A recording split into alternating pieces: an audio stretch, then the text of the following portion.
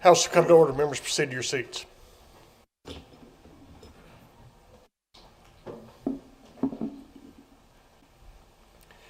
Will the members please rise for the invocation delivered by Pastor Kyle McDaniel, Capital Commission State Minister of Frankfort, Kentucky, and remain standing for the Pledge of Allegiance.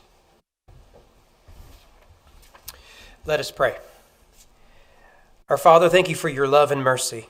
We are quickly approaching the final days of session and with it the most hectic, stressful, and overwhelming days of the legislature. Lord, we need your grace now more than ever. Soon these legislators will begin to discuss, debate, and vote on several bills designed to improve the lives of our Kentucky neighbors. They have spent countless hours investigating policies, reading bills, listening to experts, and working with their colleagues to cast final votes. I ask that you give them the wisdom, discernment, and insight necessary to choose what is good and best for our shared commonwealth. Draw these legislators towards Christ-like love toward one another. May they lay aside ambitions, petty differences, unforgiven wounds, and unnecessary drama. Today is no day for politics. Today is a day for servant leadership. Ultimately, Lord, we ask for you to soften the heart of sinners, strengthen the resolve of the redeemed, and lead each of us to greater righteousness. Comfort those who suffer, heal the brokenhearted, redeem the lost, and use these legislators for our good and your glory. In short, Lord, we ask that your kingdom would come and that your will would be done on earth as it is in heaven. In the name of your glorious Son, we pray. Amen. I pledge allegiance to the flag of the United States of America and to the republic for which it stands, one nation, under God, indivisible, with liberty and justice for all. Thank you, Speaker. Clerk will sound the chimes. Members, indicate your presence.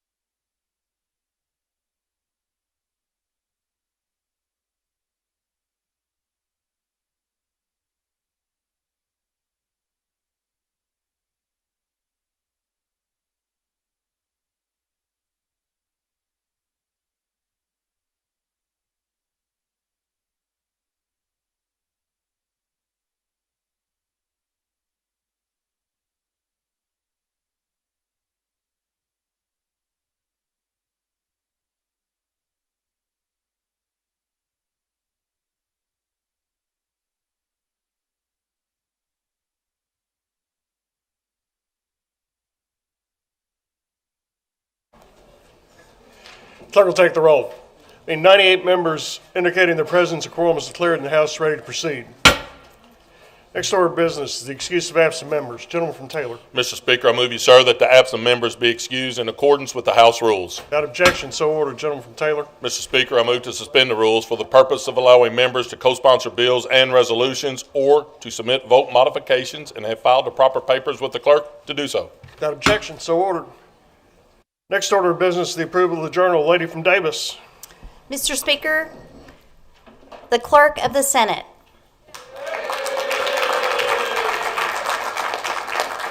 Chair recognizes the Clerk of the Senate. Good afternoon, Mr. Speaker.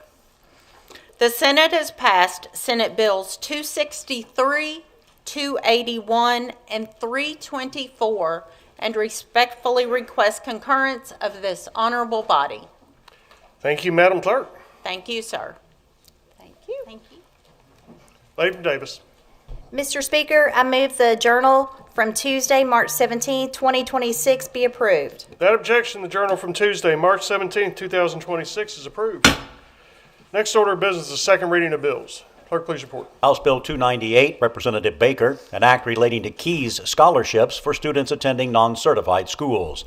Senate Bill 11, Senator Meredith, an act relating to a residential safe room rebate program. Senate Bill 20, Senator Madden, an act relating to city government. Senate Bill 22, with House Committee Substitute 1, Senator Higdon, an act relating to the dual credit scholarship program. Senate Bill 104, Senator Nunn, an act relating to impeding a first responder. And Senate Bill 110, with House Committee Substitute 1, Senator Howell, an act relating to motor vehicles. Thank you, Mr. Clerk. Next order of business, report of committees. Please report. The Agriculture Committee has met and reports Senate Bill 73, with House Committee Substitute 1 and House Committee Amendment 1, the title amendment, should pass an act relating to tallow-based cosmetic products. Senate Bill 155 should pass with House Committee Substitute 1 and House Committee Amendment 1, the title amendment, an act relating to animal health emergencies. The Banking and Insurance Committee has met and reports Senate Bill 157 should pass, an act relating to total net income limits on loans secured by a mortgage. Senate Bill 219 should pass with House Committee Substitute 1 and House Committee Amendment 1, the title amendment, an act relating to deferred deposit transaction fees imposed by the Commissioner.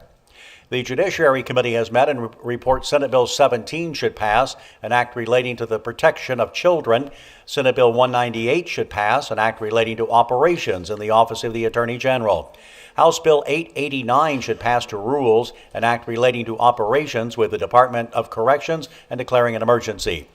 The Licensing, Occupations, and Administrative Regulations Committee has met and reports Senate Bill 65 should pass, an act relating to deficient administrative regulations and declaring an emergency. Senate Bill 245 should pass to rules with House Committee Substitute 1, an act relating to tobacco, nicotine, or vapor product licensure and declaring an emergency. House Concurrent Resolution 107 should pass, a concurrent resolution establishing the Charitable Gaming Modernization Task Force to study, review, and report on updates to Kentucky's charitable gaming statutes and administrative regulations. The Primary and Secondary Education Committee has met and reports Senate Bill 4 should pass with House Committee Substitute 1 and House Committee Amendment 1, the title amendment, an act relating to school leadership. Senate Bill 46 should pass with House Committee Substitute 1, an act relating to school transportation and declaring an emergency. Senate Bill 101 should pass with House Committee Substitute 1, an act relating to children. House Bill 789 should pass with House Committee Substitute 1, an act relating to advanced mathematics coursework. And House Concurrent Resolution 108 should pass to rules with House Committee Substitute 1, a concurrent resolution establishing the Early Childhood Education Governance and Outcomes Task Force.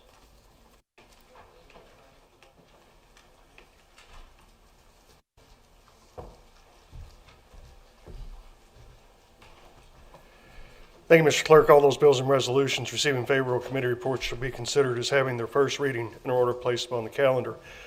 Those bills having received previous readings shall be considered as having their second reading in order placed in the Rules Committee for further action.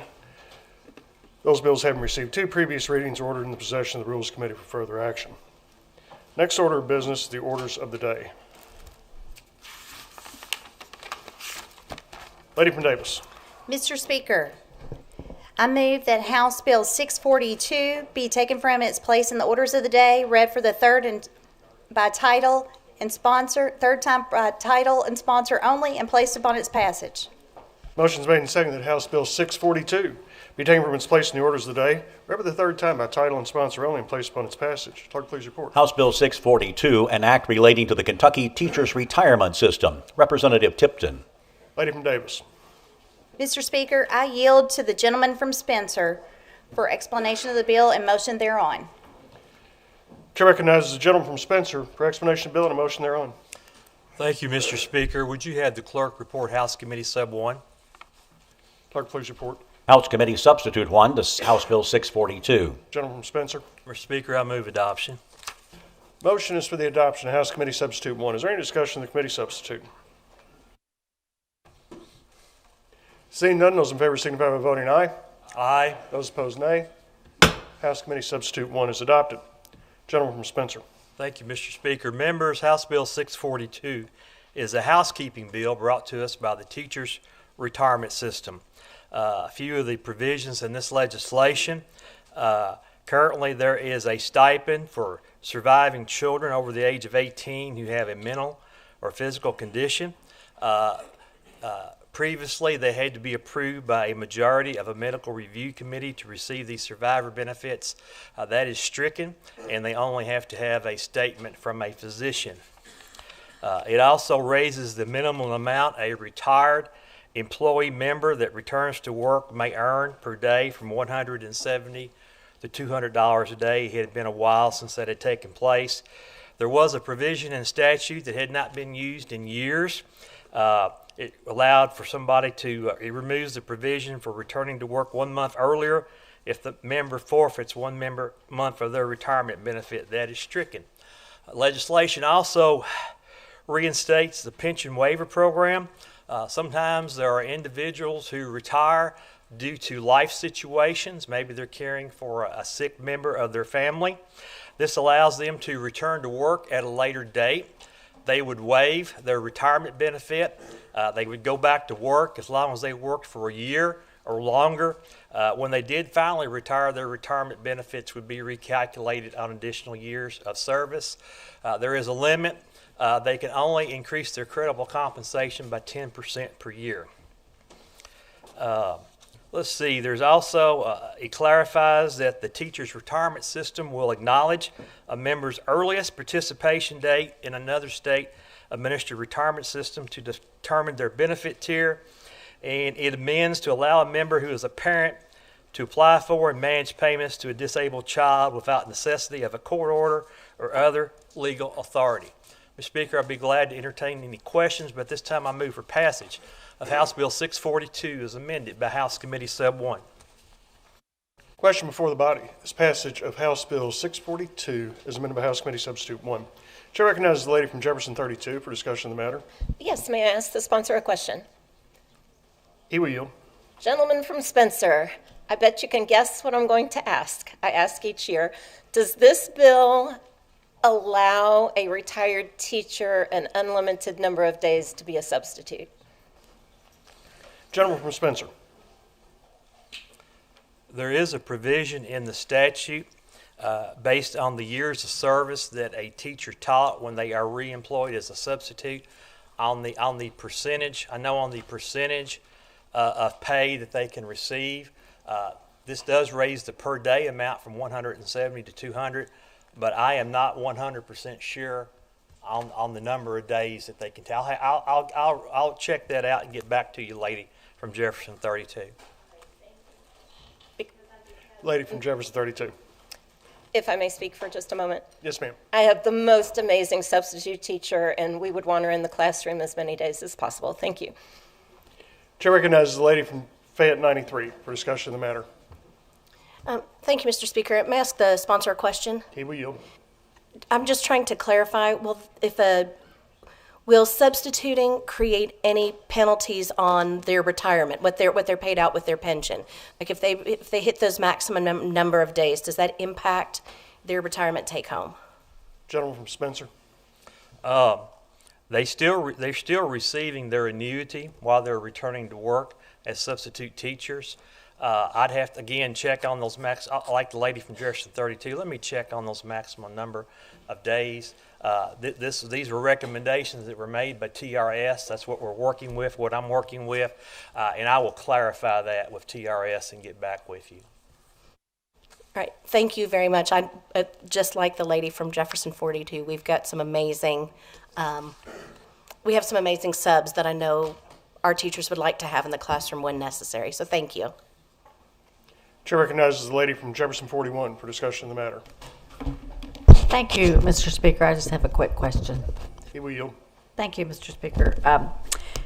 Gentlemen, I just have a quick question. I haven't heard from my expert in my district that always calls me about the Kentucky retirement systems.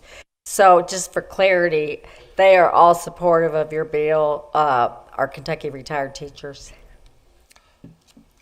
Gentleman from Spencer. I actually have not heard from the Kentucky Retired Teachers Association on this. They haven't contacted me. This was presented by Bo Barnes, General Counsel and Executive Deputy Director for TRS and PPOB back in December, and 642 is based on his recommendations from the Teachers Retirement System. Lady from Jefferson. Thank you, gentlemen. And since I haven't heard, I assume it's okay. Can I have one extra question? He will yield. Thank you, Mr. Speaker. Does it have any impact on the budget, unfunded liability, anything down the road that I need to be aware of? Gentleman from Spencer. PPOB vetted this back in December. I vetted it very carefully. I do not see it's written that will add anything to our unfunded liability. Lady from Jefferson. Thank you, gentlemen. Thank you, Mr. Speaker. Chair recognizes the gentleman from Ohio for discussion of the matter. The gentleman yield to a question. He will yield. Gentleman from Spencer, we had some discussion, I think, and it's been a while back, but on that new tier, the tier 4, where the new retirement for those people are set up on a defined benefit in separate funds that they can contribute to. My question is there anything in this that would allow them to TRS to have the index fund or something in those lines for these people to invest in? Gentleman from Spencer. In the original version of House Bill 642, that was included, that it will allow them to invest in those index funds.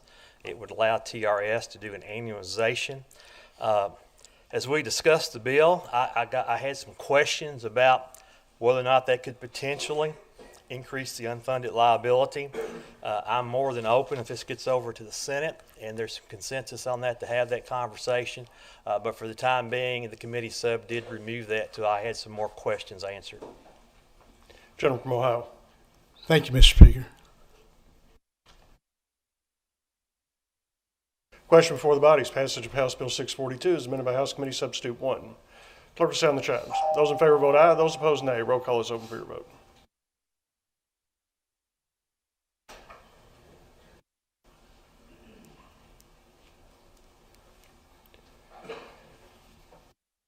Chair recognizes the lady from Jefferson 32 for explanation of vote not to exceed 1 minute.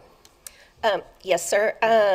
I just want to thank the gentleman from Spencer. I know how thorough he is in every bill he puts in front of us, and I trust that he does the right thing for the teacher's retirement. So thank you. Chair recognizes the lady from Fayette 93 for explanation of vote not to exceed 1 minute. I think this is a really good bill, and I want to thank the gentleman for bringing it. And I'll just say that I will neither confirm nor deny the questions that I have been asked by my teachers until I hear from you. So thank you, sir. All members voted. Clerk will take the roll. Being 96 members voting aye, no members voting nay, House Bill 642 is amended by House Committee Substitute 1 is passed. Gentleman from Spencer. Mr. Speaker, I move the clencher. Without objection, so ordered. House stand at ease.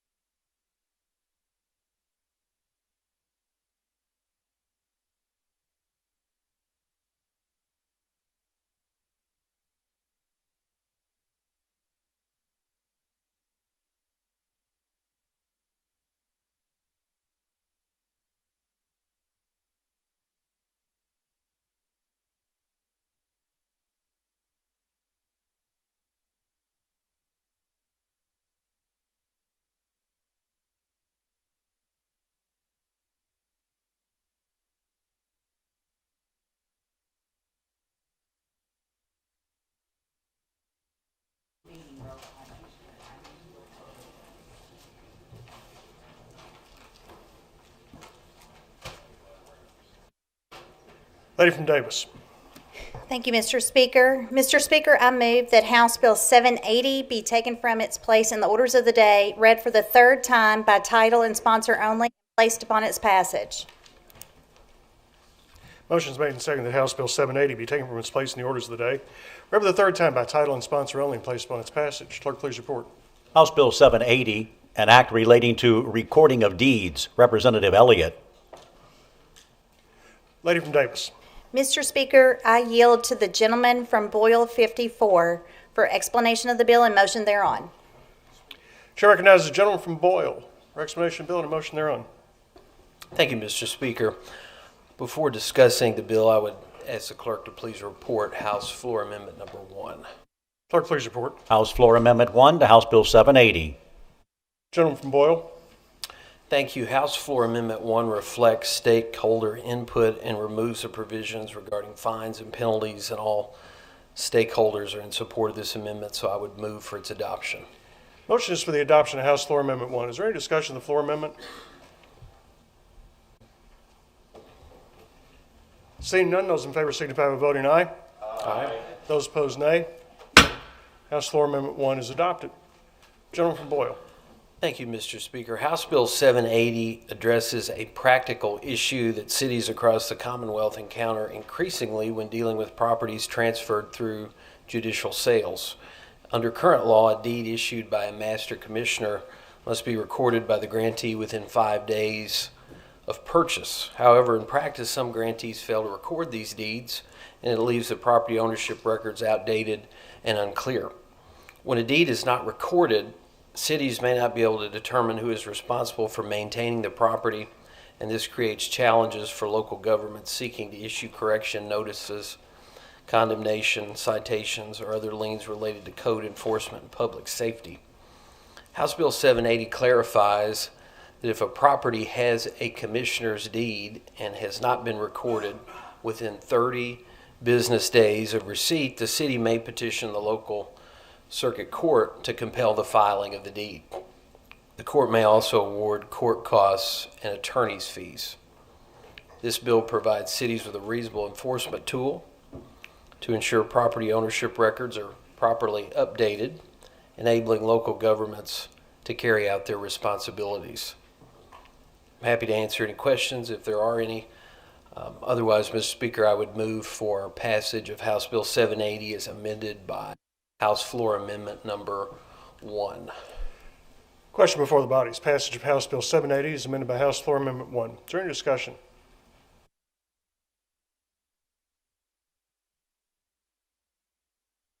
Chair recognizes the lady from Jefferson 34 for discussion of the matter. Thank you so much, Mr. Speaker. I just had a quick question for clarification. This language explicitly says to sue, so there's not an option as far as putting a fine in place. Gentleman from Boyle. Well, I mean, in order to, thank you, Mr. Speaker, in order to compel the filing of the deed, there would have to be a court order. So the court could award court costs and attorney's fees, but these are supposed to be filed within 5 days. But in order to compel someone to do something, you would have to have an order of the court to do that. Thank you so much.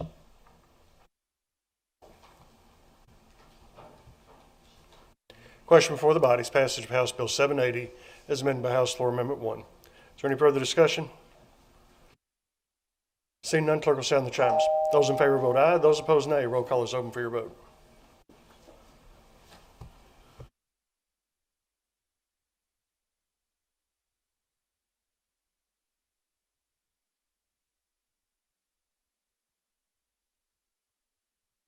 Chair recognizes the lady from Fayette 75 for explanation of vote not to exceed 2 minutes.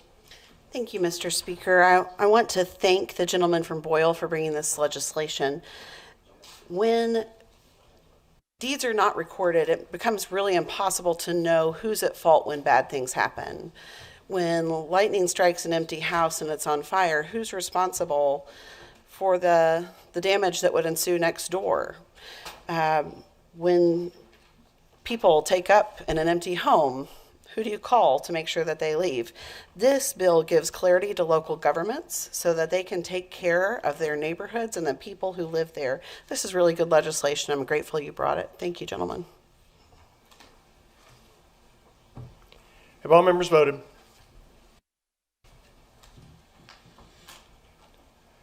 Clerk will take the roll. There being 96 members voting aye, no members voting nay, House Bill 780, as amended by House Floor Amendment 1, is passed. Gentleman from Boyle. Move the clincher, Mr. Speaker. Without objection, clincher is applied.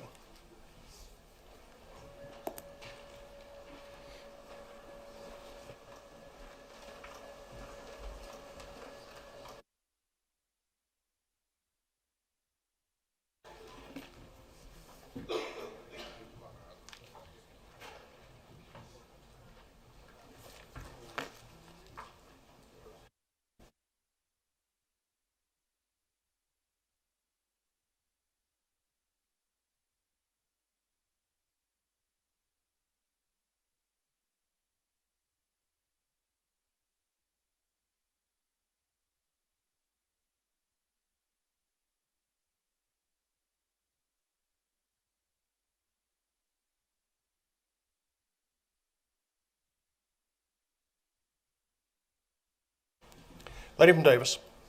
Thank you, Mr. Speaker. Mr. Speaker, I move that House Bill 541 be taken from its place in the orders of the day, read for the third time by title and sponsor only, and placed upon its passage. Motion is made and seconded that House Bill 541 be taken from its place in the orders of the day, read for the third time by title and sponsor only, and placed upon its passage. Clerk, please report. House Bill 541, an act relating to peace officers. Representative Blanton. Lady from Davis. Mr. Speaker, I yield to the gentleman from McGoffin, 92, for explanation of the bill and motion thereon. Chair recognizes the gentleman from McGoffin for explanation of the bill and a motion thereon. Thank you, Mr. Speaker. Would you ask the clerk to report House Committee Sub 1, please? Clerk, please report. House Committee Substitute 1 to House Bill 541. Gentleman from McGoffin. Move adoption. Motion is for the adoption of House Committee Substitute 1. Is there any discussion of the committee substitute? Gentleman Fayette, you wish to discuss the committee sub? Yes, Mr. Speaker. The gentleman yield to a question. He will yield. Will you briefly explain to this body the differences and changes made by the committee sub to the original bill as it was filed? Gentleman from McGoffin.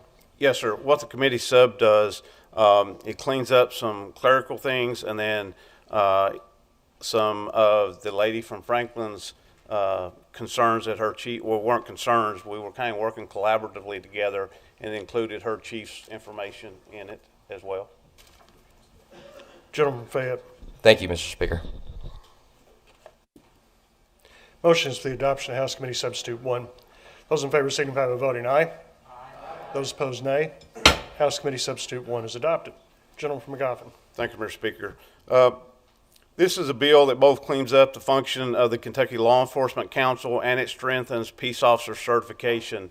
It's a bill that's been worked on by the Law Enforcement Council, Department of Criminal Justice Training, the Chiefs of Police, the Kentucky Sheriff's Association, and the League of Cities.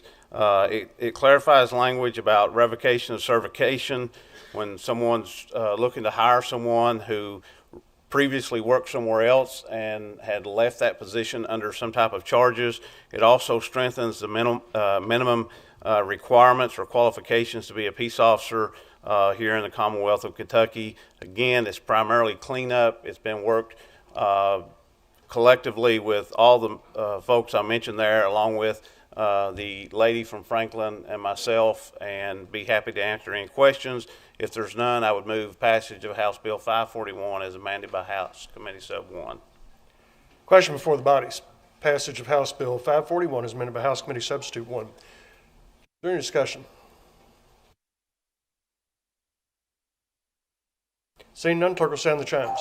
Those in favor vote aye. Those opposed, nay. Roll call is open for your vote.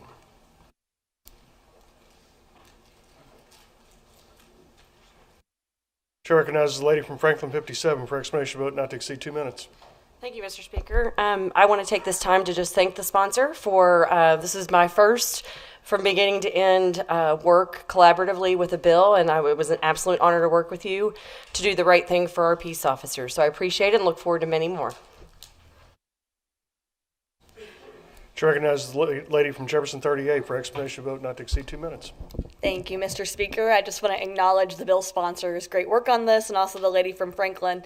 They actually heard about this issue while we were at the fair this year and this past year, and that was something that someone brought to us that this was a concern that they've been seeing in their community, and it was something that they were like, can you do something about this? And I think that's one of those great stories that comes from the legislature, is that when you're just out talking to everyday people and they bring something before you that can actually be fixed, that we can actually take that up and do something. So I want to commend the gentleman for listening to those members, and thank you for this good bill. All members voted. Clerk will take the roll. There being 95 members voting aye, no members voting nay, House Bill 541 is amended by House Committee Substitute 1 is passed. Gentleman from McGoffin. Move the clincher. Without objection, so ordered. Lady from Davis. Mr. Speaker, I move that House Bill 195 be taken from its place in the orders of the day, read for the third time by title and sponsor only, and placed upon its passage. Motion's made and seconded that House Bill 195 be taken from its place in the orders of the day, read for the third time by title and sponsor only, and placed upon its passage. Clerk, please report. House Bill 195, an act relating to the Kentucky Urban Youth Agriculture Initiative. Representative Kulkarni. Lady from Davis. Mr. Speaker, I yield to the lovely lady from Jefferson 40. Chair recognizes the lady from Jefferson 40 Thank for you. explanation of bill and a motion thereon. Thank you, Speaker. If this bill sounds familiar to you all, colleagues, it's because we passed it unanimously last session, and we passed unanimously out of committee this session as well. In essence, House Bill 195 would establish the Kentucky Urban Youth Agriculture Initiative, which expands access to urban agriculture programs that would teach students about food systems, sustainability, and job skills. It would also connect young people with healthy food, environmental stewardship, and career pathways while supporting local communities and workforce development. Mr. Speaker, there was a committee substitute, so may I ask the clerk to please report Committee Substitute 1. Clerk, please report. House Committee Substitute 1 to House Bill 195. Lady from Jefferson. Thank you. Colleagues, Committee Sub 1 just adds Kentucky State University Cooperative Extension to the existing UK Cooperative Extension in the original bill. So now we would have both of our land-grant institutions implementing this program. There is also, Mr. Speaker, a House floor amendment. May I ask the clerk to please report House floor amendment 1. Let's adopt the committee sub first. Sorry. Move to adopt the committee sub. Motion is for the adoption of House Committee Substitute 1. Is there any discussion of the committee substitute? Seeing none, those in favor signify by voting aye. Aye. Those opposed, nay. House Committee Substitute 1 is adopted. Lady from Jefferson 40. Thank you. Now, Speaker, may I ask the clerk to please report House Floor Amendment 1. Clerk, please report. House Floor Amendment 1 to House Bill 195. Lady from Jefferson. Thank you. Colleagues, House Floor Amendment 1 simply changes the implementation date for the pilot program from September 1st, 2026 to January 1st, 2027, and it changes the starting month for each term of the program from January to September. Move for adoption of House Floor Amendment 1. Motion is for the adoption of House Floor Amendment 1. Is there any discussion of the floor amendment? Seeing none, those in favor signify by voting aye. Aye. Those opposed, nay. House Floor Amendment 1 is adopted.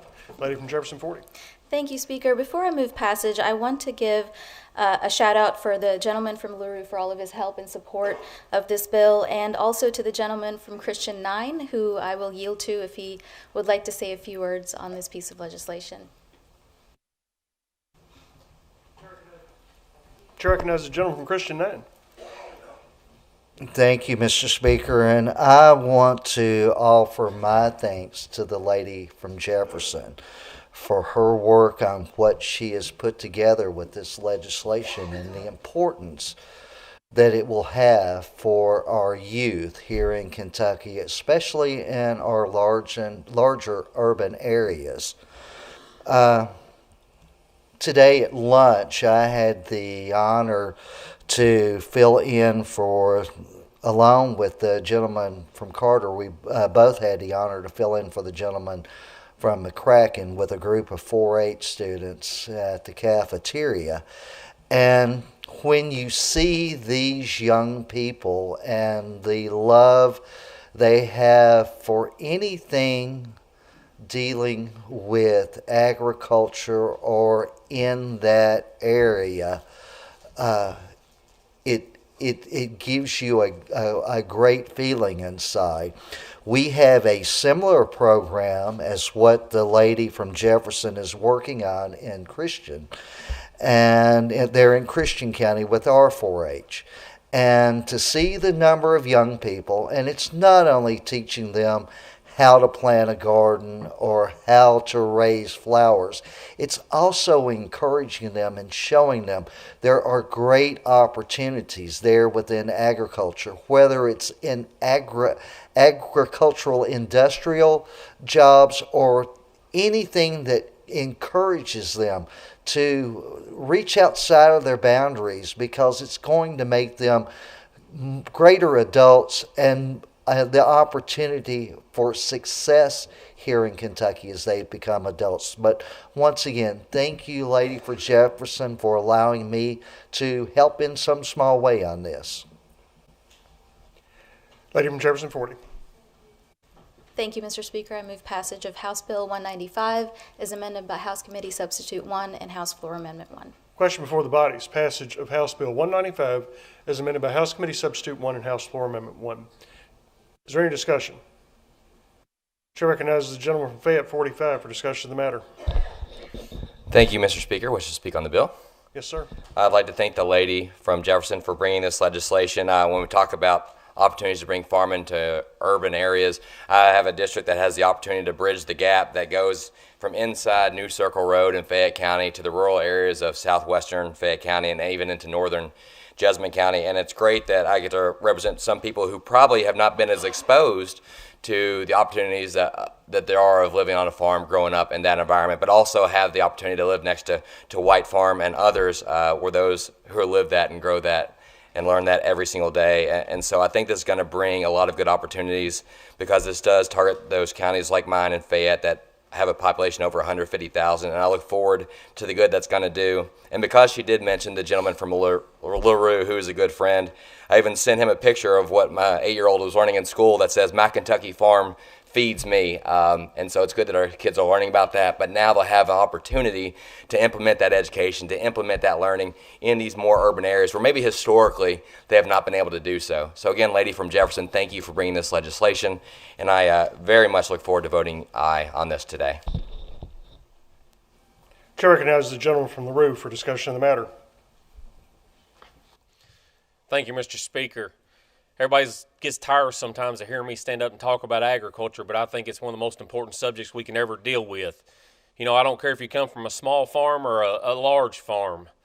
I have to commend the lady from Jefferson. She saw an issue here and she decided to tackle it, and I've been honored to be able to work with her on this. It's all about not only implementing, but it's the educational aspect that these young people will be able to take advantage of through this. It will last them a lifetime. You know, it's sad that as further and further removed people get from the farm that they forget where their food and fiber and fuel comes from nowadays. So I just couldn't be happier to support her in this effort. I was glad to be a primary co-sponsor of it, and I look forward to its passage today. Chair recognizes the lady from Jefferson 32 for discussion of the matter. Yes, may I speak on the bill? Yes, ma'am. So I'm really excited about this for really 3 reasons. One reason, because I just truly think the lady from Jefferson is amazing. A second is because my daughter is a farmer. She is working full-time on a farm and comes home every day and talks to me about the lamb was born, or she's, got the tree and she's getting some maple sap out of it. They're making maple syrup. And then my third position is I know personally just how grounding it is to put my hands in the dirt in my personal garden. For our kids who live in urban areas who don't really have a chance to do that, to give them a chance to really grow something could be life-changing. So I appreciate you bringing the measure, and I fully support it. Question before the body is passage of House Bill 195 as amended by House Committee Substitute 1 and House Floor Amendment 1. Is there any further discussion? Seeing none, clerk will sound the chimes. Those in favor vote aye. Those opposed, nay. Roll call is open for your vote.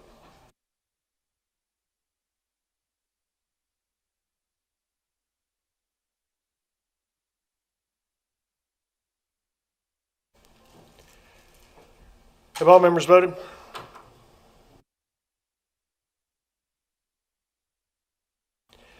Does any member wish to change or explain their vote? Chair recognizes the lady from Fayette 93 for explanation of vote not to exceed 2 minutes. Thank you, Speaker. I am so happy to vote yes for this bill. I think it will bridge the gap in communities, especially urban communities across the Commonwealth.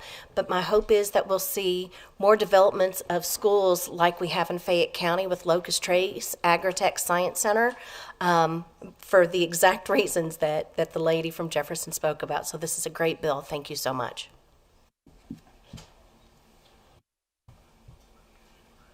Clerk will take the roll. 97 members voting aye, no members voting nay. House Bill 195 is amended by House Committee Substitute 1 and House Floor Amendment 1 is passed. Lady from Jefferson 40. Move the clincher, Speaker. Without objection, so ordered. Lady from Davis. Mr. Speaker, I move that House Bill 794 be taken from its place in the orders of the day, read for the third time by title and sponsor only, and placed upon its passage. Motion's made and seconded that House Bill 794 be taken from its place in the orders of the day, read for the third time by title and sponsor only, and placed upon its passage. Clerk, please report. House Bill 794, an act relating to financial exploitation. Representative Lockett. Lady from Davis. Mr. Speaker, I yield to the gentleman from Jessamine 39 for explanation of the bill and motion thereon. Chair recognizes the gentleman from Jessamine for explanation of the bill and a motion thereon. Thank you, Mr. Speaker. Would you please have the clerk call House Committee Substitute 1? Clerk, please report. House Committee Substitute 1 to House Bill 794. Gentleman from Jessamine. I move for adoption. Motion is for the adoption of House Committee Substitute 1. Is there any discussion of the committee substitute? Seeing none, those in favor signify by voting aye. Aye. Those opposed, nay. House Committee Substitute 1 is adopted. Gentleman from Jessamine. Thank you, Mr. Speaker. An estimated 5 million older Americans are victims of financial exploitation annually, with approximately 1 in 5 adults over 65 affected. In 2023, Kentucky seniors lost approximately $12.8 million to fraud. Common scams reported by older Kentuckians involve tech support fraud, romance schemes, and grandparent government impersonation scams. These schemes can sometimes be very elaborate, convincing seniors to withdraw thousands of dollars from investment accounts, bank accounts, and retirement accounts. House Bill 794, with the committee sub, adds, quote, a person 65 years of age or older to our statutes that protect adults. And we added a person 65 years of age or older in the exploitation provisions so that all persons age 65 and older are protected from exploitation, and not just those with mental or physical dysfunctioning. And next, House Bill 794 adds additional felony charges for any person that knowingly, wantonly, or recklessly exploits one of these individuals. And also, House Bill 794 adds the additional provision that the Attorney General can demand from the governor of another state a person that has been charged in Kentucky with one of these crimes.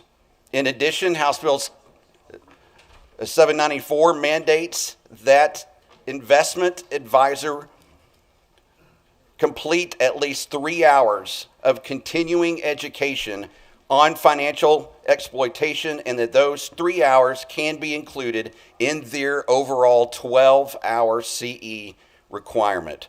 So, Mr. Speaker, House Bill 794 is a great step in protecting those 65 and older from financial exploitation. And it's time that we send a very strong message to those that would prey on our senior adults. So if there are no questions, I move for passage of House Bill 794 with House Committee Substitute 1. Question for the body is on passage of House Bill 794 as amended by House Committee Substitute 1. Is there any discussion? Chair recognizes the lady from Fayette 93. Thank you, Mr. Speaker. Sponsor, I just want to thank you for the legislation. My mother happens to be a constituent of yours, and at 78, she was almost, is what we'll say, almost a victim of a very large scheme. The scams, the stories that Kentuckians are being told are so realistic. They had some of her information. We don't know how they had specific information, including bank information, her address, other personal information, and I cannot thank you enough for bringing this. I wish we could bring even stronger penalties, but the work that you've done is fantastic, and I will say on behalf of my mother, thank you.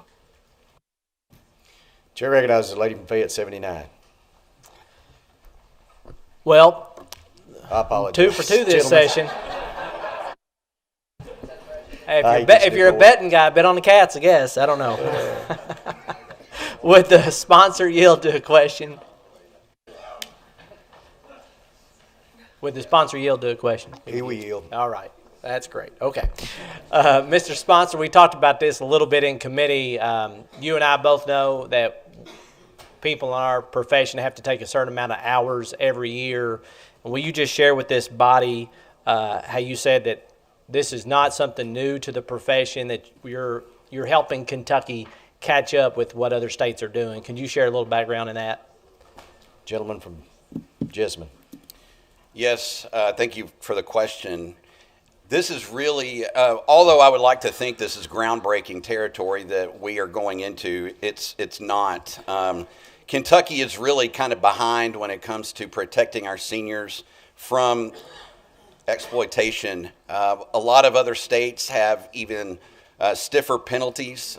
We are bumping our felony levels up one level, but this is something that I believe is so vitally important to our senior adults. I think all of us probably hear stories all the time from our constituents that this affects, and so what this bill does is really, as you said, catch Kentucky up to a lot of other states.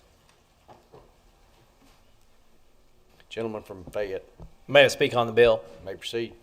I just want to commend the gentleman from Jessamine 39 on this fantastic piece of legislation. I think when you pair it with the earlier piece of legislation we passed last week from the gentleman from Knox 86, the cryptocurrency ATM bill, we're passing 2 significant pieces of legislation that will protect our seniors across the Commonwealth. And I want to commend both of you fine gentlemen for those pieces of legislation. I'm excited to vote for today. Chair recognizes the lady from Jefferson, 34. Thank you, Mr. Speaker. Will the sponsor yield to a question, please? Here we yield. Thank you so much. Sponsor, I really appreciate this legislation. Thank you so much for filing it.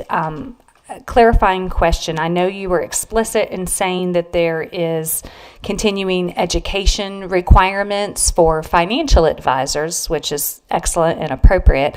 My question is there anything in this bill pertaining to bankers and tellers? Gentleman from Jessamine. Yes, and I would actually yield to the gentleman from Edmondson to answer the banking question. Chair recognizes the gentleman from Edmondson. To answer your question, lady, I think this would specifically just apply to the licensed investment advisors, because that's where this is placed relating to this. However, banks and their employees are trained on all these things annually as well to try to prevent these frauds. But this specific piece of legislation would only affect the licensed investment advisors governed by this chapter. Gentleman from Jessamine. Lady from Jefferson. A question for the banker, please. Here we yield. Sir, thank you for letting me know that bankers, particularly on the investment side, already receive training. I guess my question is it kind of a one and done training, or do you know, is this ongoing training? Because as things as scams become more sophisticated and technology is involved, I'm concerned that this is one of those areas that we cannot think that we've done kind of a one and done situation and that everybody's covered, that we're going to need to continue every year to make sure that everybody in a financial role is aware of how things are changing and how they need to help protect their customers. Gentleman from Edmondson. Lady, bank employees go through significant annual trainings on a broad variety of different issues, whether that be federal regulations, abuse like these situations, and frauds. So generally, yes, those would be annual trainings that the bank employees would be seeing. Thank you. May I speak on the bill, please? Proceed. Thank you both for answering those questions. I just want to tell a brief story that really highlights the importance of this. A friend of mine named Kyle, probably about a year or two ago, he had his parents, both of his parents were the victims of a pretty horrendous scam. They do fit the profile of being over 65 years of age. And it started with a simple phone call to his father, who was sleeping, to which his mother said, "He's sleeping. Is there something I can help you with?" And just queued up the scam to start. It was so bad that she went to the bank not once, but twice to make withdrawals. His father also went to the bank to make a withdrawal. And had it not been for the teller who thought this activity was suspicious and just happened to know their son, they put a call into him and said, "Hey, we don't know if there's something going on, but this isn't normal. Your parents are coming in and taking out large sums of money, and they're not saying why, and we just want to make sure everything is okay." And they never recovered the money, and I think they were so embarrassed that they never disclosed to their son how much money, just thousands of dollars, that they withdrew from their savings and handed over because of one of these scams. So I appreciate legislation like this to protect individuals, and particularly those who are 65 and older. So thank you so much. I'll be a yes vote. Chair recognizes the lady from Jefferson 41. Thank you, Mr. Speaker. I might have a question and a comment. Here with you. Thank you, Mr. Speaker, and thank you for this wonderful piece of legislation. And my question is, things have gotten so high tech with these thieves and scammers. And I had a call that a woman had received from a sheriff's office, she thought, and I'm sure you've heard these stories that say, your son or somebody's in jail and you need to send $2,000 for the ticket and $4,000 for the bail. And they had all of the info on the child or the kid. And she was ready to go do all of that. So will that bill help stop this, or how can they catch those people that are using burner phones or tech, or I don't know what they use, but does that address this kind of thing? Gentleman from Jessamine. It would address the penalties if that person is captured, and that would be up to law enforcement, to the sheriff, to the local law enforcement, to the attorney general, to make sure that those individuals are captured. Lady from Jefferson. Can I have one follow-up? You. Thank you. So thank you again for this bill. And so it is hard to capture them because people are ashamed, as someone said, and they feel really stupid about it. But will there be outreach and education to be sure the public is aware that maybe an 800 number they can call to report these people? And they're going to be hard to catch, I'm sure, but will there be education and outreach? Gentleman from Jessamine. In terms of this particular bill, no, that is not included. I will say this: I think it's incumbent upon all of us to always check in and share information with our senior adult friends. As an advisor, part of our ongoing training every year is what's the newest scam out there. And so I share with all of my clients. I had to tell my mom recently if there's a call that comes to you that sounds like my voice asking for money, hang up and call me back. And so she actually she shared that in her women's group at church. And so I think it's incumbent on all of us to make sure and share. Lady from Jefferson. Thank you, Mr. Mr. Speaker. I'm sorry. Can I have one last question? Here you. Thank you. So you have it in here at 65. And the concern I have is I think this happens to people no matter what age. Is there any way, maybe as it moves on to the Senate, that you could lower the age maybe to 60 or a little bit? Because I think our target, I mean, seniors we want to take care of for sure. Thank goodness you're going to take care of me. But could you maybe lower that or think about it, lowering that a little bit? Gentleman from Joseph. I'd be open to that. We chose 65 simply because it matches federal law. And so that's the technical definition of senior adult. Thank you for that, and thank you for this bill. And can I speak very briefly? May proceed. Thank you, Mr. Speaker. Thank you for this wonderful bill, because I've had several calls, and you see it on the news all the time of this happening. It's either, a romantic thing where somebody gives them some scammer money or buys a product that never shows up, and I certainly would love to see that stopped and a little bit lower age, maybe. But I really like this bill, and I really like that you are protecting our Kentucky citizens. But thank you. Chair recognizes the gentleman from Jefferson 48. Thank you, Mr. Speaker. I'd like to ask the gentleman a quick question. Here you. Thank you very much. Gentlemen, and I apologize for not following up with you earlier to ask this question, but do you know, is the bill include or is UB open to entertaining the possibility of those individuals that do have losses that they can take them off as a tax deduction from their state? Because I think it's true on the federal side. Gentleman from Jessamine. I would be open to that conversation. I'm not as well versed when it comes to what that could do with tax code and so forth. Gentleman from Jefferson. Thank you very much. I meant to ask the gentleman from Todd, and I apologize to him for not following up with him as well. But I'll follow with you later about that. But thank you very much, Mr. Speaker. Chair recognizes the lady from Jefferson 40. Thank you, Speaker. May I ask the sponsor a question? Here you. Sponsor, and thank you for bringing this legislation. I agree with the lady from Jefferson 41 that it's an important piece of legislation.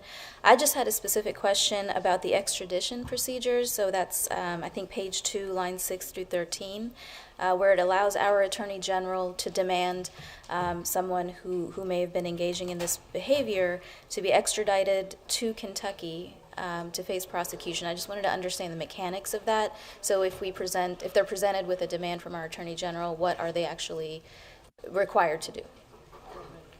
Gentleman from Jessamine. To my understanding, and I'm not sure who to actually yield to answer this explicitly. Gentleman from Jefferson's not here. My understanding for an extradition is that it can be requested. The other governor is under no authority to have to send the person back. Typically, there's some negotiation, but it takes that original first request from the Attorney General to begin those proceedings. Lady from Jefferson. May I ask a quick follow-up? Thank you, Speaker. Sponsor, thank you.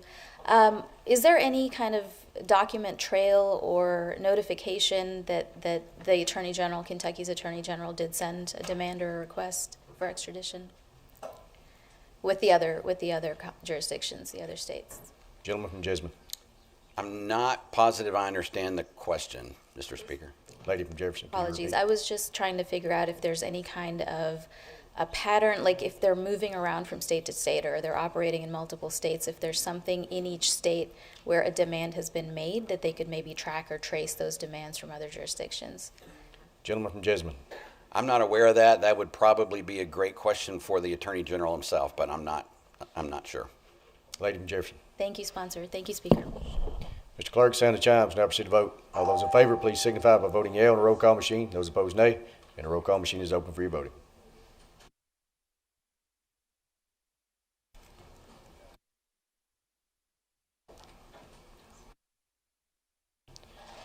Have all members voted?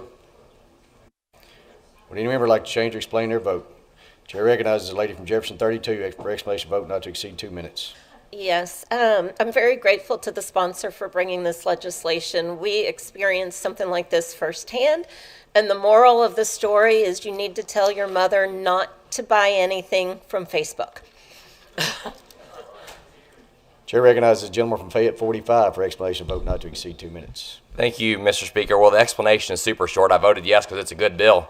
But I think even more than that, I want to say there's been a lot of news about the debates that are going on now. People are running for office outside this chamber.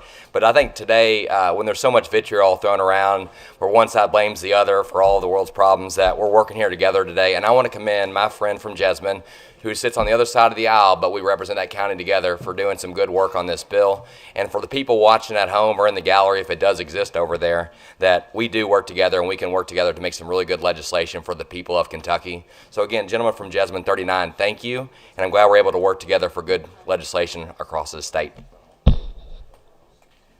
Clerk will take the roll. There being 94 members voting yea, no members voting nay. House Bill 794, as amended by House Committee Substitute 1, is passed. Gentleman from Jessamine. I move the clincher. Without objection, the clincher is applied. Lady from Davis.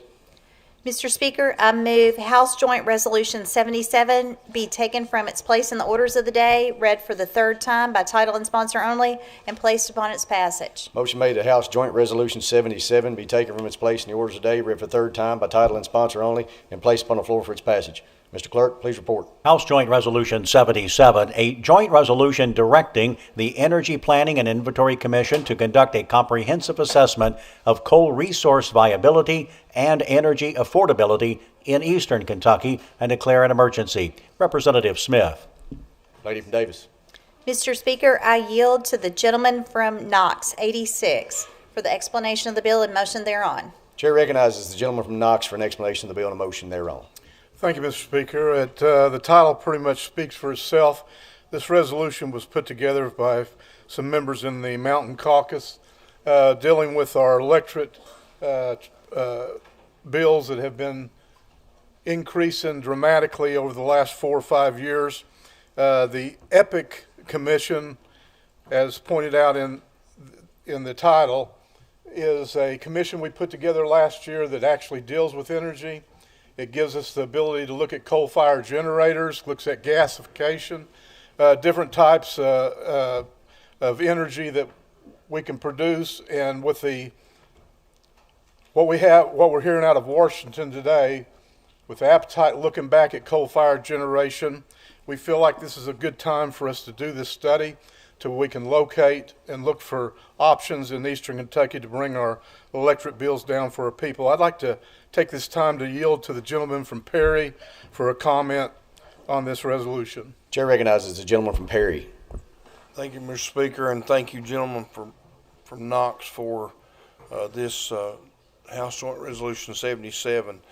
Just a little bit of background on the energy prices in southeast Kentucky since the coal-fired generation plant was torn down, I think, in 2015, and the war on coal because of EPA regulations on coal-fired generation plants.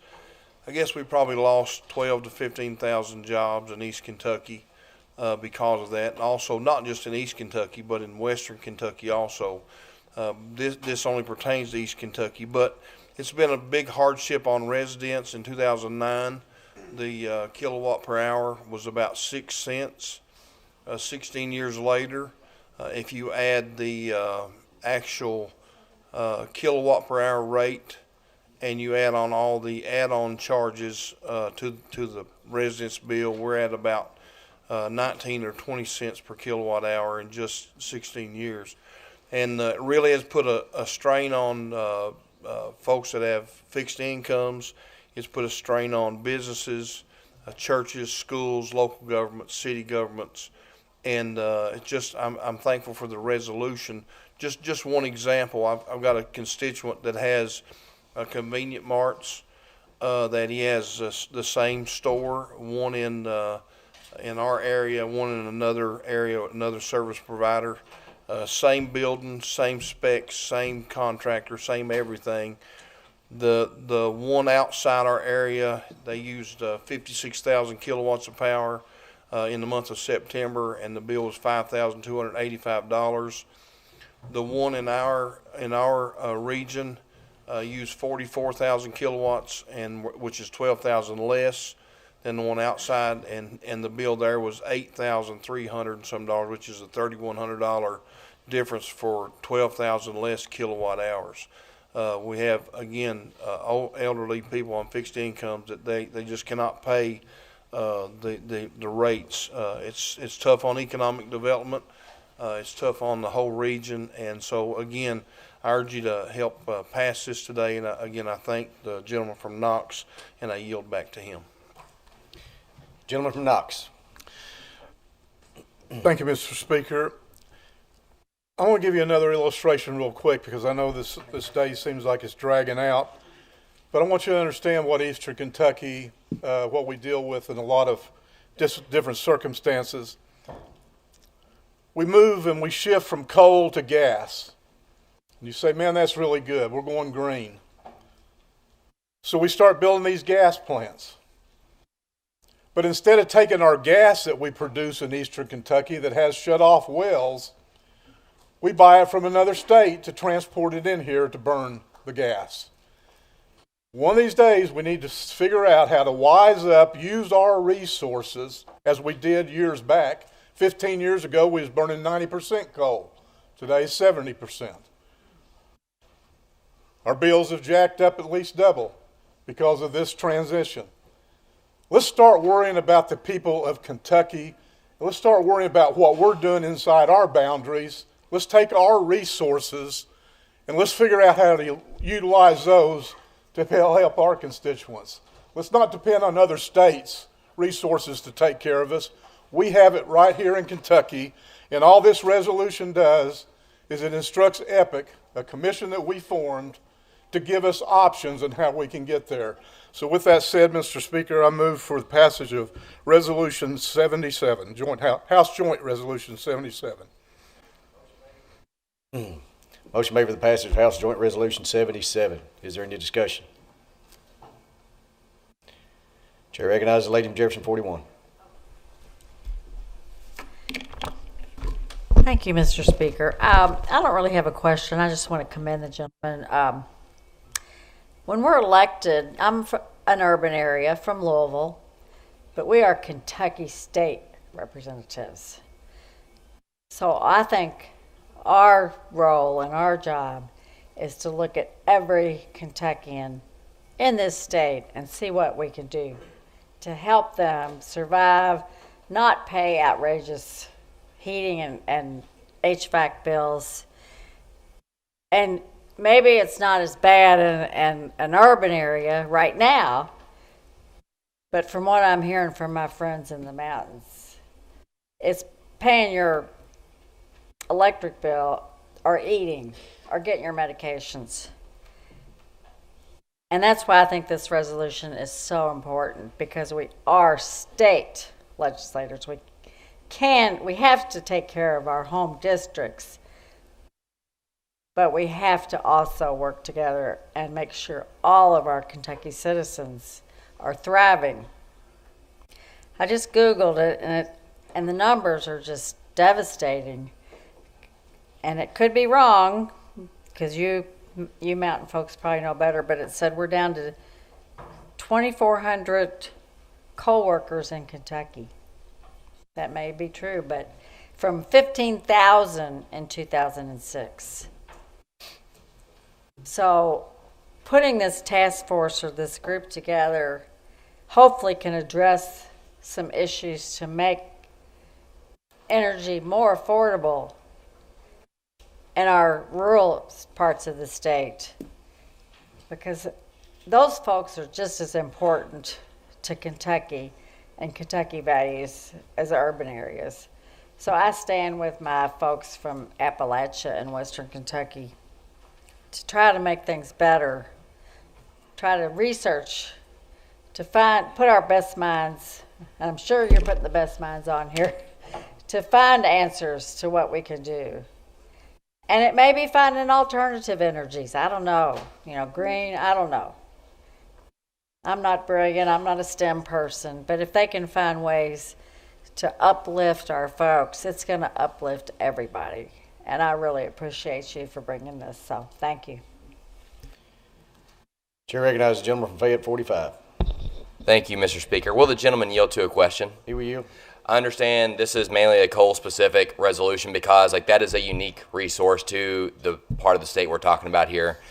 As we have included in there in the bill discussion on the giant screens with us that talks about energy affordability, that portion of the resolution, is that only pertaining energy as derived from coal, or will that also incorporate other potential energy sources as well? I know you spoke about gas earlier. Will this EPIC Commission, as they're doing the research, will it only be looking into the coal portion or the other sources too? Gentleman from Knox. They're instructed, thank you, Mr. Speaker. They're instructed to look at all resources. In researching this, I found out that $60 a ton is the cost of the EPA, the carbon taxes, and everything that's been placed on it.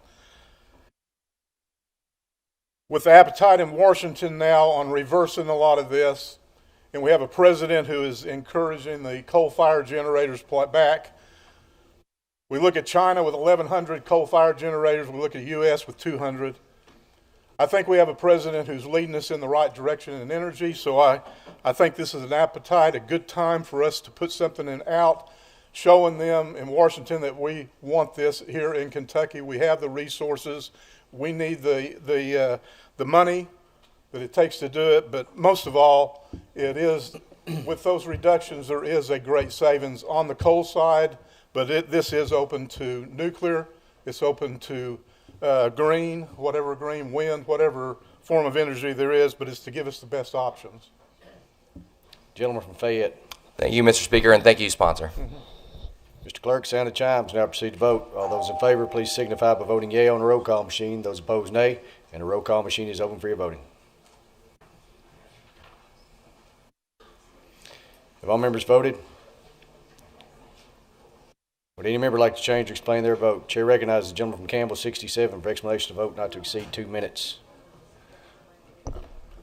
Thank you, Mr. Speaker. May I explain my vote, please? Yes, sir. Thank you. And I just, again, would like to also acknowledge the bill sponsors for the work on this. I'm sure a lot of us have seen, I think my energy bill was about twice this winter what it was last year, and just how rough. I've had, I don't know how many multiple emails about the price, gas and electric prices this winter. And so I'm glad you brought forth this resolution. Obviously, Eastern Kentucky has been, such a valuable part of this state. It's driven a lot of our, not just in Kentucky, but the entire West Coast, East Coast, apologies, a lot of the industries in Pennsylvania and Ohio have relied on reliable, inexpensive Kentucky energy. So I know it's just a resolution, but I do hope to see big things come from this. Thank you. Chair recognizes the lady from Fayette, 93. I just want to explain my vote, please. May proceed. Thank you. I want to thank the sponsor for bringing the bill. As one who grew up in Eastern Kentucky, I know that they have struggled for years, been plagued by high energy costs. And I know there has been a lot of work. There's been a lot of work that has left the area, and I think this will actually bring opportunities for economic development, but also bring down the pressure and the crushing cost of energy in Eastern Kentucky. So thank you. Clerk will take the roll. There being 94 members voting yea, no members voting nay. House Joint Resolution 77 is passed. Gentleman from Knox. Yes, move for the clincher. Without objection, the clincher is applied.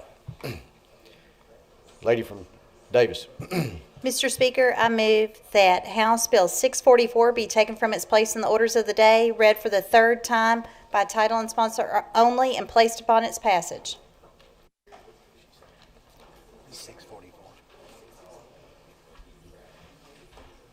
Motion made that House Bill 644 be taken from its place in the orders of the day, read for third time by title and sponsor only, and placed upon the floor for its passage. Mr. Clerk, please report. House Bill 644, an act relating to the awarding of a Medal of Distinction by the General Assembly. Representative Bratcher. Lady from Davis. I yield to the gentleman from Hardin 25 for explanation of the bill and motion thereon. Chair recognizes the gentleman from Hardin for an explanation of the bill and motion thereon. Thank you, Mr. Speaker. House Bill 644 creates a Kentucky General Assembly Medal of Distinction. This medal can only be awarded by a sitting Kentucky General Assembly member, and it would be the highest medal awarded in the state of Kentucky.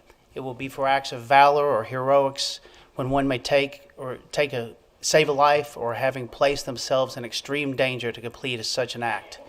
It can be given to a resident of Kentucky, including but not limited to first responders, military members, as well as organizations and citizens.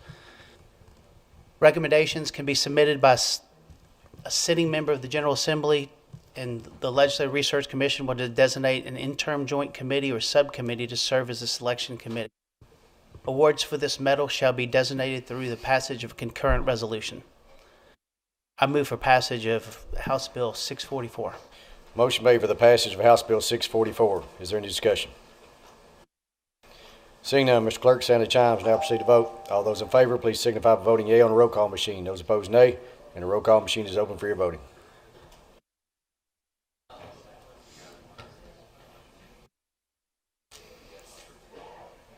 Have all members voted?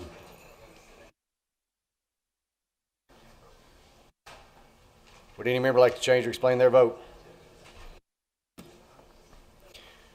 Clerk will take the roll. There being 94 members voting yea, no members voting nay, House Bill 644 is passed. Gentleman from Hardin. Move the clincher. Without objection, the clincher is applied. Lady from Davis. Mr. Speaker, I move that 660 be taken from its place in the order of the day, read for the third time by title and sponsor only, and placed upon its passage. Motion made that House Bill 660 be taken from its place in the orders of the day, read for third time by title and sponsor only, and placed upon the floor for its passage. Mr. Clerk, please report. House Bill 660, an act relating to highways. Representative Doan. Lady from Davis. Mr. Speaker, I yield to the gentleman from 69 Kenton for explanation of the bill and motion thereon. Chair recognizes the gentleman from Kenton 69 for an explanation of the bill and a motion thereon. Thank you, Mr. Speaker. This bill is a response to a situation that we had in northern Kentucky where the Department of Transportation decided that they were going to cut the main highway through my district down from 4 lanes to 2. That may have been a great idea or a great project when they proposed it, but the problem was that they provided absolutely no notice to any elected officials, mayors, city councils, or county members. So what this bill would do is whenever there is a resurfacing project that would reduce the number of through lanes, the Department of Transportation would be required to send notice 60 days prior to that project being let so that cities can have at least 30 days to respond and provide feedback. And with that, Mr. Speaker, I'd move for passage. Motion made for the passage of House Bill 660. Is there any discussion? Chair recognizes the gentleman from Campbell, 67. Thank you, Mr. Speaker. May I ask the gentleman a question, please? He with you. And thank you for bringing this. I actually have a very specific question, which I didn't think of when this was in committee the other day. I don't know if you're aware also, in the District 6, the 11th Street Bridge between Covington and Newport, sort of one day, they took 2 lanes out and made them bike lanes, which some of the local people have been asking for a while, but they also did that right before the 4th Street Bridge was closed. In your understanding, when we talk about a resurfacing project, but turning car lanes into bike lanes also count here? Gentleman from Kenton. Not as a way that this is, so it defines those projects as a resurface, rehabilitate, or otherwise improve a paved surface of a state-maintained highway. Typically, from what I've noticed, what District 6 will do is whenever there is a project where they're going to resurface, they'll try to pull down federal funds, which they're allowed to use for these road diets. And so that may have been a situation. I'm not aware of the specific instances that happened there, but typically when they are reducing the number of through lanes, there is a resurfacing project associated with that. Gentleman from Campbell. Okay, thanks, and maybe just speak briefly on this bill. Yeah. See. Excuse me. Again, thank you. I do think this is actually a much-needed bill, and I'm sorry to subject everyone to all the talk about all our Northern Kentucky bridges, but this, I think this is very important. I would maybe work with you on other improvements we could make in this issue about, again, not just for resurfacing projects, but all sorts of other types of things. So I appreciate that. Thank you. Mr. Clerk, sound the chimes. Now proceed to vote. All those in favor, please signify by voting yea on the roll call machine. Those opposed, nay. And the roll call machine is open for your voting.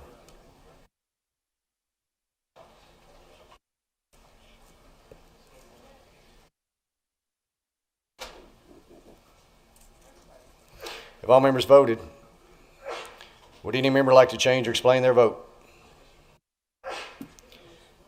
Clerk will take the roll. There being 92 members voting yea, no members voting nay, House Bill 660 is passed.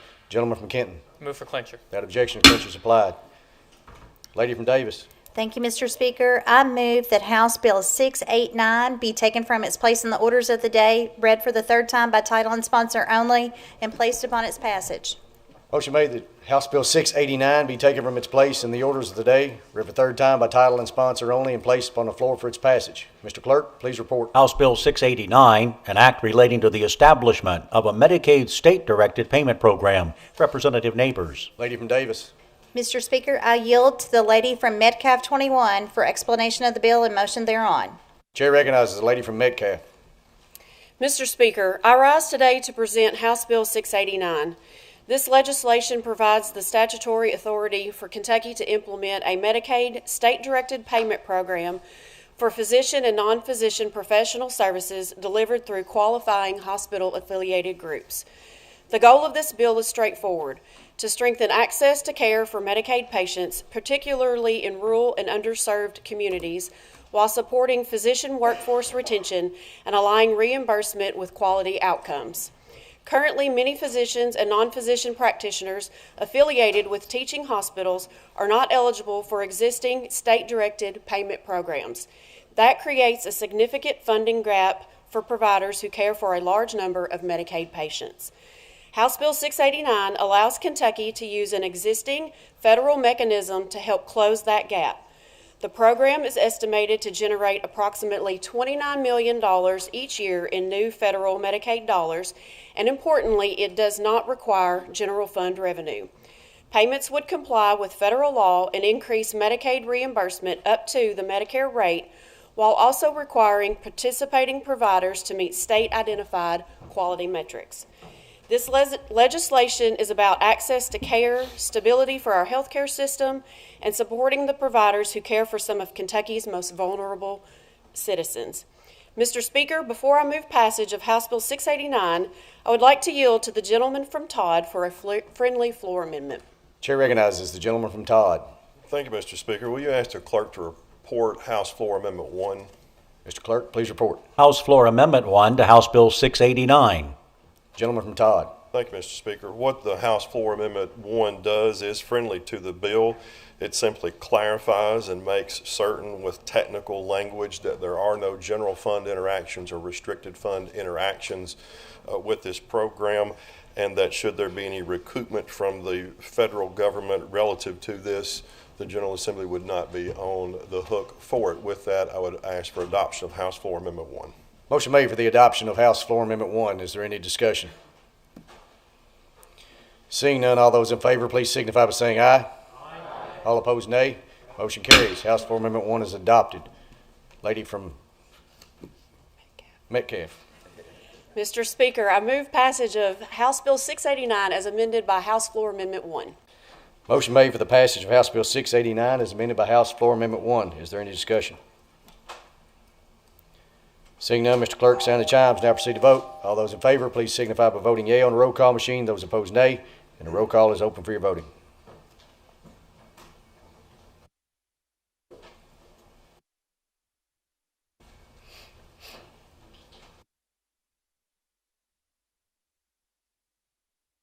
Have all members voted? Would any member like to change or explain their vote? Clerk will take the roll. There being 94 members voting yea, no members voting nay, House Bill 689 as amended by House Floor Amendment 1 is passed. Lady from Metcalf. Mr. Speaker, I move the clincher. Without objection, clincher is applied. Lady from Davis. Mr. Speaker, I move that House Bill 778 be taken from its place in the orders of the day, read for the third time by title and sponsor only, and placed upon its passage. Motion made that House Bill 778 be taken from its place in the orders of the day, read for the third time by title and sponsor only, and placed on its passage. Mr. Clerk, please report. House Bill 778, an act relating to child welfare. Representative Wilson. Lady from Davis. Mr. Speaker, I yield to the gentleman from Whitley 82 for explanation of the bill and motion thereon. Chair recognizes the gentleman from Whitley. Thank you, Mr. Speaker. Could the clerk please report House Committee Substitute 1? Mr. Clerk, please report. House Committee Substitute 1 to House Bill 778. Gentleman from Whitley. House Committee Substitute 1 just cleans up some language, and I will move for adoption. Motion made for the adoption of House Committee Substitute 1. Is there any discussion? Seeing none, all those in favor, please signify by saying aye. All opposed, nay. Motion carries. House Committee Substitute 1 is adopted. Gentleman from Whitley. Thank you, Mr. Speaker. House Bill 778 is about one simple principle: protecting Kentucky's children. This legislation makes several updates across our child welfare statutes to make sure our laws reflect the realities that families, courts, and investigators are dealing with today. First, the bill strengthens protections in the foster care and placement system, ensuring that individuals who pose a clear risk to children cannot be approved for placements in foster or adoptive homes. Section 1 makes it clear that a child cannot be placed in the same home as a person on the adult or juvenile sex offender registry. Section 2 states that each placement must meet the needs of the individual child. Furthermore, Sections 3 and 7 provide that a youth who opts out of the foster care system may opt back in until they're 20 and a half years old. Second, House Bill 778 improves coordination between agencies, courts, schools, investigators, and child advocacy professionals so that when serious situations arise involving a child, the right people have the information they need to respond appropriately. Third, the bill addresses modern threats to child safety, including situations where children are exposed to dangerous drugs or placed in environments that create a serious risk of harm. We worked hard on this bill to thread the needle to hold people accountable for truly dangerous conduct without criminalizing pure accidents. Many of these sections and provisions came from people working on the front lines. That includes law enforcement, prosecutors, child protection workers, the Cabinet for Health and Family Services, and advocates who see these cases every single day. Through our child welfare discussion meetings in the interim, we have been able to arrive at this great piece of legislation. I want to especially thank the members of this body who contributed to House Bill 778, including the gentleman from Jefferson 28, the lady from Jefferson 34, the gentleman from Laurel 90, the senator from McCracken 2, and of course, Madam Chair, the lady from Grayson 18. So I'm not sure this bill would be possible without her efforts and leadership, and with that, Mr. Speaker, I will move for passage of House Bill 778 as amended by House Committee Substitute 1. Motion made for the passage of House Bill 778 as amended by House Committee Substitute 1. Is there any discussion? Seeing none, Mr. Clerk, sound the chimes. Now proceed to vote. All those in favor, please signify by voting yea on the roll call machine. Those opposed, nay. And the roll call machine is open for your voting.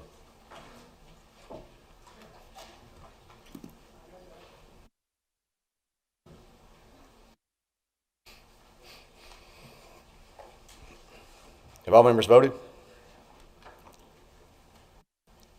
Would any member like to change or explain their vote?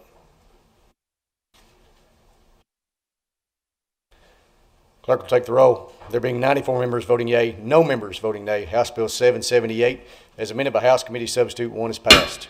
Gentleman from Whitley. Mr. Speaker, I move for the clincher. Without objection, the clincher is applied. Lady from Davis. Mr. Speaker, I move that House Bill 388 be taken from its place in the orders of the day, read for the third time by title and sponsor only, and placed upon its passage. Lady, 388 or 338? 388. 388. 338. Let's try again. 338. Motion made that House Bill 338 be taken from its place in the orders of the day, read for third time by title and sponsor only, and placed upon the floor for its passage. Mr. Clerk, please report. House Bill 338, an act relating to forcible entry and detainer. Representative Whitten. Lady from Davis. Mr. Speaker, I yield to the lady from Jefferson 31 for explanation of the bill and motion thereon. Chair recognizes the lady from Jefferson 31 for an explanation of the bill and a motion thereon. Thank you, Mr. Speaker. I ask the clerk to report the House Committee Substitute 1 to House Bill 338. Mr. Clerk, please report. House Committee Substitute 1 to House Bill 338. Lady from Jefferson. Mr. Speaker, the committee sub is the result of countless conversations between the Apartment Association, the Administrative Office of the Courts, District Court judges, and Circuit Court clerks. The committee sub does several important things. It provides a workable process and timeline that can be implemented in each courthouse, including extending the clerk's time frame to comply to 45 days, and it ensures that we are not placing undue burden on a landlord in the event of a minor being listed. So, Mr. Speaker, I move adoption of the House Committee Substitute. Motion made for the adoption of House Committee Substitute 1. Is there any discussion? Seeing none, all those in favor, please signify by saying aye. All opposed, nay. Motion carries. House Committee Substitute 1 is adopted. Lady from Jefferson. Mr. Speaker, as the Housing Task Force co-chair the past 2 years, we've worked hard to identify state-level solutions to Kentucky's housing crisis. While most of the solutions have been to address the housing supply, there are other solutions we have identified that can help eliminate unnecessary roadblocks for Kentuckians to have access to housing, especially affordable housing. One such solution is addressed in House Bill 338. House Bill 338 requires the automatic expungement of dismissed eviction filings and protects minors from being listed in eviction cases, as well as providing a framework to remove their name from the record. Mr. Speaker, this bill has been years in the making, and I want to thank the Apartment Association, AOC, District Court judges, Circuit Court clerks, and countless advocates who have helped to develop this legislation. This is not a unique concept, as 21 other states have already passed similar legislation, including Utah, Indiana, North Dakota, Idaho, Nevada, and Texas. And just last year, Ohio passed the youth provision of this bill. This bill is important as it increases the ability for working Kentuckians to have access to safe, affordable housing while explicitly maintains the property rights of the landlord. This bill makes no change to the eviction, collection, or damage claims property owners may have.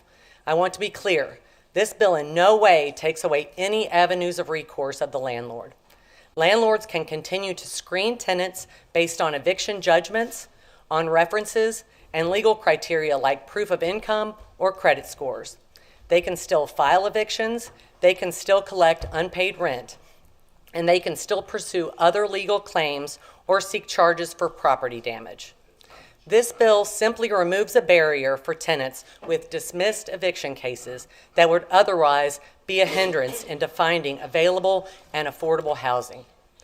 Mr. Speaker, House Bill 338 provides a simple solution to a hurdle many Kentuckians faced in their attempts to secure housing.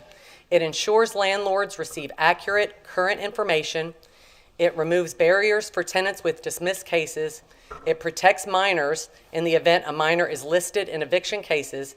And it complements our broader efforts to increase Kentucky's housing supply and affordability. So, Mr. Speaker, if there are no questions, I move passage of House Bill 338 as amended by the House Committee Substitute. Motion made for the passage of House Bill 338 as amended by House Committee Substitute 1. Is there any discussion? Seeing none, Mr. Clerk, sound the chimes. Now proceed to vote. All those in favor, please signify by voting yea on a roll call machine. Those opposed, nay. And the roll call machine is open for your voting.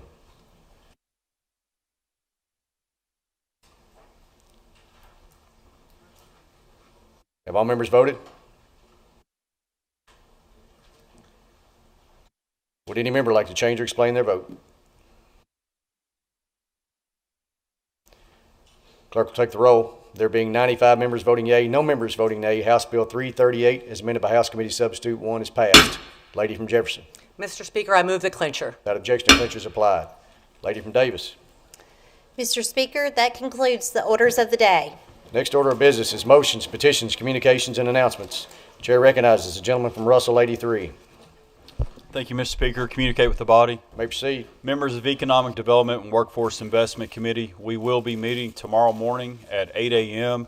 in room 169. So we've had a room change, room 169. Thank you, Mr. Speaker.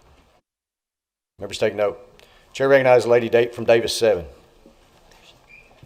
Mr. Speaker, I move that House Resolution 123 be taken from the Committee on Committees and brought to the House floor. Without objection, so ordered. Lady from Davis. Mr. Speaker, I'm a far cry from a substitute for the gentleman from McCracken. His job is not in danger at all, but I appreciate your indulgence today. I also want to welcome, on behalf of the lady from Mercer 55, the Mercer County Intermediate School Friskies Group, Alicia McMillan, Hudson Broles, and Karen Lamar. So please make them feel welcome.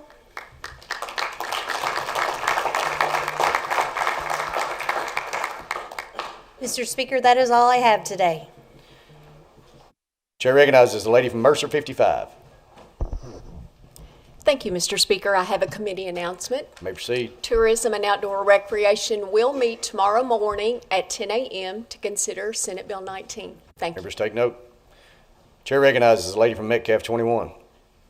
Make an announcement to the body, please. Yes, ma'am. Tomorrow, I would like to invite everyone out for a legislative appreciation luncheon sponsored by the Recovery Kentucky Housing Partnership. It will be from 10:30 until noon and in room 171. Members take note. Chair recognizes the gentleman from Whitley 82. Make an announcement. Yes, sir. Families and children will be meeting tomorrow morning at 9 a.m. Thank you. Members take note. Chair recognizes the gentleman from Taylor 51. Thank you, Mr. Speaker. Mr. Speaker, would you ask the clerk to report citation 75 by title only? Mr. Clerk, please report. Citation 75, Representative Pollack. Citation of achievement. The House of Representatives of the Commonwealth of Kentucky hereby recognizes and honors the members and coaches of the Taylor County High School Lady Cardinals basketball team. Gentleman from Taylor. Thank you, Mr. Speaker. Ladies and gentlemen, I just want to take a second and recognize the great success our Taylor County Lady Cardinals had this past season in basketball. They were the district champs, 5th region champs, and then they made it all the way to the Final Four in the Sweet 16 KHSAA Girls State Tournament. And so just congratulations, and they're a young team and looking for bigger and better things moving forward. Also, Mr. Speaker, I'd love to recognize tonight that the Taylor County High School boys basketball team is playing their first game in the KHSAA state tournament boys team, and so they play the lady from Grayson's team, the Grayson County Cougars. So super excited. It's fun times right here with March Madness all over us, and so congratulations to the Taylor County High School Lady Cardinals basketball team, and just for a great season. Thank you, sir. Without objection, citation is adopted. Chair recognizes the gentleman from Webster 12. Make an announcement? Yes, sir. I'd like to announce to the members of the Natural Resources and Energy Committee, we will meet in the morning at 8:30 a.m. in room 154. Thank you. Members take note. Chair recognizes the gentleman from Menifee 74. Make an announcement, please. Yes, sir. To the members of the State Government Committee, we will be meeting tomorrow at 12 noon. Room 154, we have a full agenda, 5 bills on the agenda tomorrow to consider. So, thank you, sir. Members take note. Chair recognizes the lady from Kenton 64. Thank you, Mr. Speaker. I'd like to make an announcement to the members of the Health Services Committee. May proceed. We will meet tomorrow in room 149 at 12 noon. Members take note. Chair recognizes the gentleman from Davis 13. Thank you, Mr. Speaker. Make an announcement. Yes, sir. The Elections Constitutional Amendments Intergovernmental Affairs Committee will not meet tomorrow. Members take note. House stand at ease. Lady from Davis.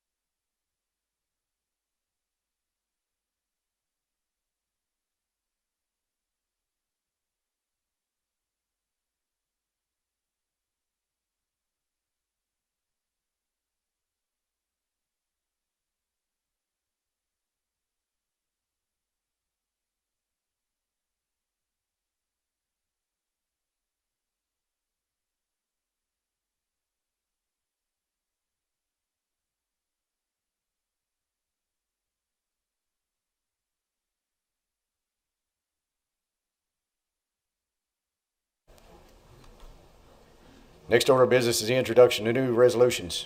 Mr. Clerk, please report. House Resolution 124, Representative Nemus, a resolution laying before the House of Representatives articles of impeachment against Julie Muth Goodman, Circuit Judge for the 22nd Judicial Circuit consisting of Fayette County. Thank you, Mr. Clerk. Next order of business is a meeting of the Committee on Committees and Rules Committee. Lady from Davis. Mr. Speaker, I move that the House be in recess for the meeting of the Committee on Committees and the Rules Committee at the Clerk's desk. Without objection, the House will stand in recess for a meeting of the Committee on Committees and Rules Committee at the Clerk's desk.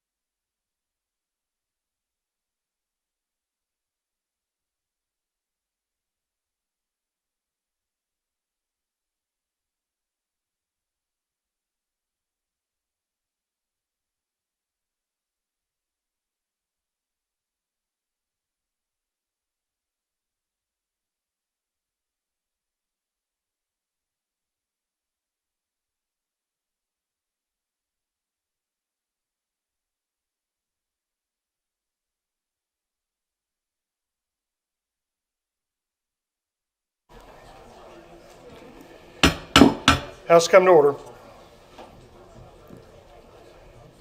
Next order of business, report of committee on committees and the Rules Committee. Clerk, please report. The Committee on Committees has met and referred the following bills and resolutions to Health Services, Senate Bills 116 and 147, to Natural Resources and Energy, Senate Bill 222, to State Government, Senate Bills 29 and 70, to Transportation, Senate Bill 94, and Senate Joint Resolution 139. The Rules Committee has met and posted the following bills and resolutions to the regular orders for Thursday, March 9th, 2026. House Bills 601, 767, 826, 851. Senate Bills 2, 11, 40, 57, 104, 141. And Senate Concurrent Resolution 9.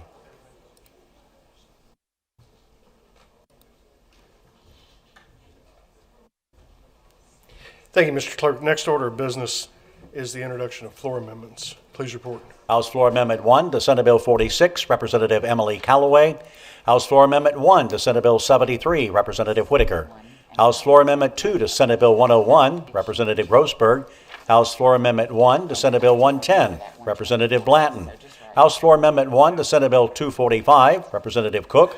House Floor Amendment 1 to House Bill 335, Representative Lehman.